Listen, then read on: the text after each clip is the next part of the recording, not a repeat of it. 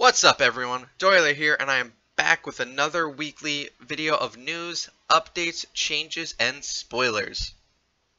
So, first of all, as we were expecting, there is going to be a new faction. First of all, there was a conversation released from Lutz and some other players and devs, so we'll cover that first. It's talking about the Door of Void with a brand new force coming. It looks like the 6 factions are going to be fighting against the Void, so while it is a new faction, it will not be a playable faction that you have to worry about wailing out and getting heroes for, etc. So it seems like there will be the new faction, and the Void is going to be the new PvE mode that has been mentioned and spoiled. I don't know what it has to do with Chrono Rift yet, but we will have to see. I know that's been mentioned as well. And, yeah, so the initial conversation was a bit weird. So, one of the first heroes that has been mentioned is going to be Xia. So, as you can see, this really cool spoiler sword hero was actually a reworked version of Xia.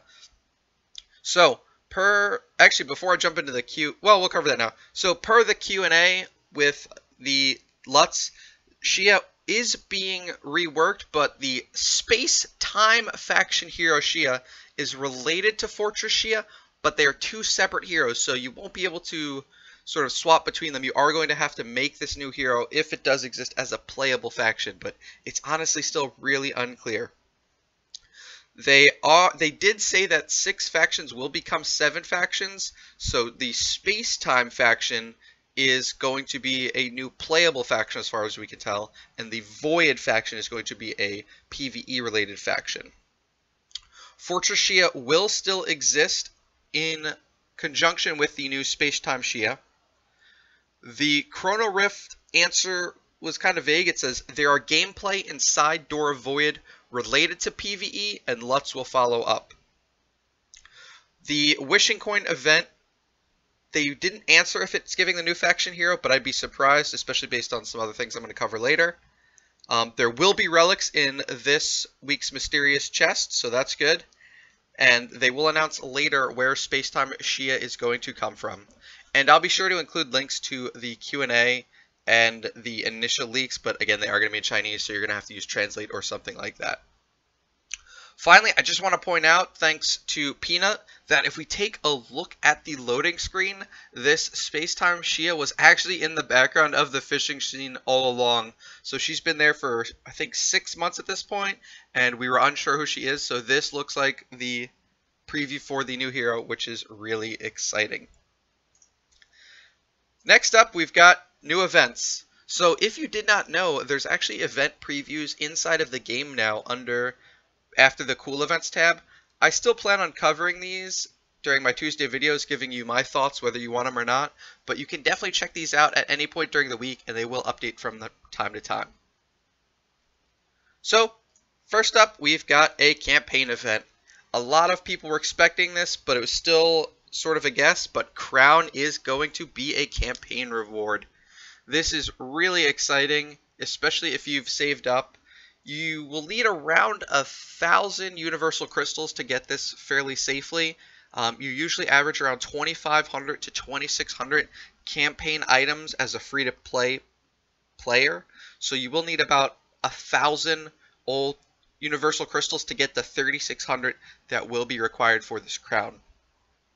That said, if you don't have a crown yet, it is awesome in both PvE and PvP, and is really one of the best artifacts you could put on stuff like Aspen Ada, PvP Garuda, Russell, things like that.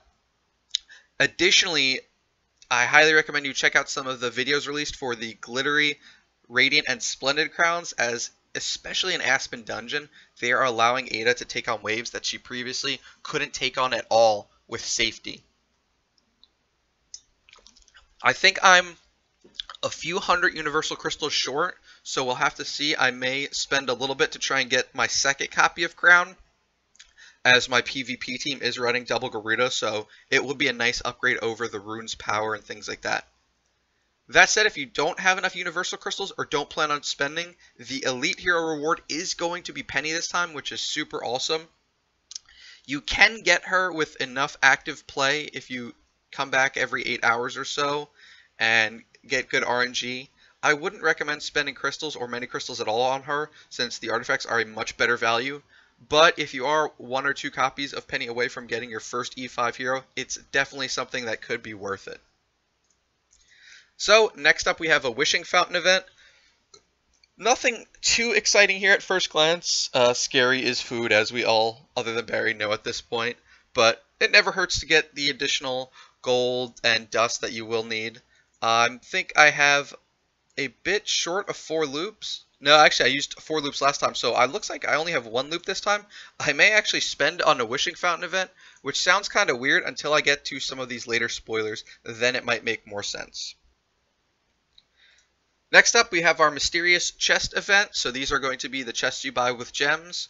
The Elite Hero reward in that 3k chest is going to be Amun-Ra. Not bad, but still one of the worst chests to buy during this event. So if you've never done one of these events, I highly recommend you at least buy the 500 gem chest, as this is the only way in the game to get heroic scrolls for 100 gems apiece.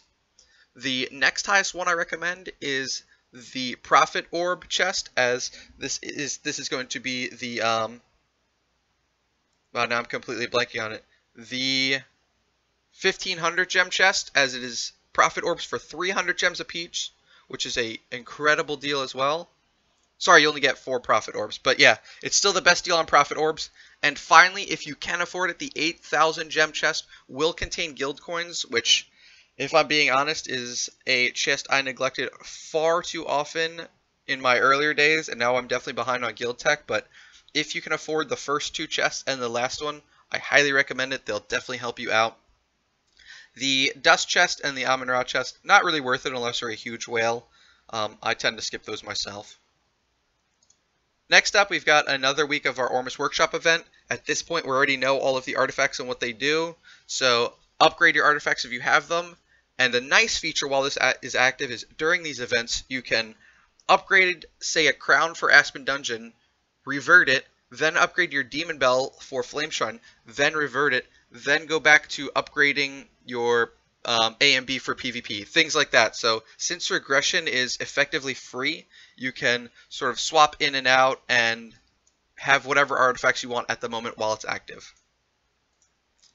The next one isn't that interesting. There's not much information. There's just a luxury package, so it's probably going to be our fairly standard event packages. It'll have wishing coins, super wishing coins, gems, things like that, especially for this event. There may also be some universal crystals, since this is going to be a campaign event, so I may buy this one myself to try and get that second crown for my second Garuda. Finally, and the most interesting one to me, is this Quixie, and I apologize if I'm mispronouncing it, special event. So, event number 1, Magpie Bridge Meeting. Use Jade Pendant to build up a bridge for specific heroes. When a bridge is successfully built, you can get the corresponding heroes and bonus rewards. So this is going to be a lot like all of those other events we've seen, where we have like 2 heroes and we have a special item that we can feed to them. And once we fill it up once, we'll get some sort of random reward like hero shards, dust, etc. And then when we fill it up all the way, we'll get the specific rewards. So we've seen events like this in the past. It's not going to be anything new, but the rewards should be fun.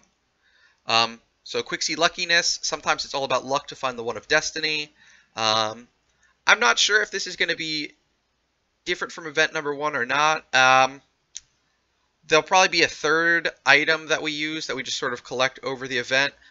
Maybe the Magpie Bridge Meeting will give us biscuits and it'll build up our luckiness meter. I'm guessing these 2 events, 2 to 3 events, will be about the same as all of the other ones we've seen before, like the last one with Shia, where we were feeding rice bowls and things like that. Event number 3 is Sweet Moment. So this one is a skin replacement for gem feature. This one is pretty exciting for some of my accounts, as like the Cheddar account has a legendary Penny skin. That's not the good one. A legendary Sigmund skin, things like that. So if you upgraded some skins to legendary that you don't want or don't use anymore, this will be your chance to It sounds like replace, not regress. We'll have to see how it works, but I'm excited, and if this is something that will be coming in the game, I may start pushing more skins to Legendary, as if you've seen, I have been hesitant to do that. Finally, event number 4 is the Quixie package. This looks like another event exclusive package. Probably have some Jade pendants and luckiness, whatever these trinkets are for this event. And it will also have Sherlock's Festival skin, so maybe we'll get a new Sherlock skin. Hopefully not a speed skin, or I'll definitely have to get it as I'm building that Sherlock. But for all of you who are orbing out on this event to get Sherlock, you will have a chance to get a new skin. But the most exciting part of this tab is these 2 rewards. So first up is the Torch. Not that exciting of a pay-to-win artifact, but I personally would like one if I want to build a Unimax, just to make those Oberon waves a little easier for me in Aspen Dungeon, things like that. Splendid Torch is looking really cool as well, so it is an option for those of you that just have a bunch of torches sitting around. And there's also an artifact selection chest. So if you are trying to get an upgraded Demon Bell Antlers Cane, if you do want to get a AMB, if you don't have a cog, maybe a glittery candy cane for Aspen Dungeon, another Rui Scepter, things like that. This will be awesome, and I hope it's not too hard to get. Obviously, it's going to require some spending, but I may definitely do some big spending on this event. Try and get a crown, an artifact selection chest, and a torch. That would be huge, as I'm behind on pay-to-win artifacts. Honestly, at this point, I don't know what I would personally select from this chest. I think I'll have to go with AMB if I get it. While a third crown could be nice, or second Rui, I have 0 AMBs, and getting one of those on my carry in preparation to try and get a second and third to upgrade it is probably the move for me. But you really can't go wrong with an AMB, a Rui, or a crown for sure. And other ones may have other functionality. I could try for a Radiant Antlers Cane for PvE stuff. At the very least during events, or during Ormus Workshop's events, to try and get higher damage and then re-roll it to a, Rui or something like that. Or I guess I can't if I select it, so won't be doing that for you guys, unfortunately. Gonna have to get an Antlers Cane some other way, but yeah, definitely a lot of exciting artifacts that can come from this next event. So I know this one ran a little long, but there's a ton of new spoilers and events. I'll include links to those 2 WeChat posts and Q&As down below. But be sure to hit the like and subscribe buttons if you like the content, and I will catch you guys tomorrow.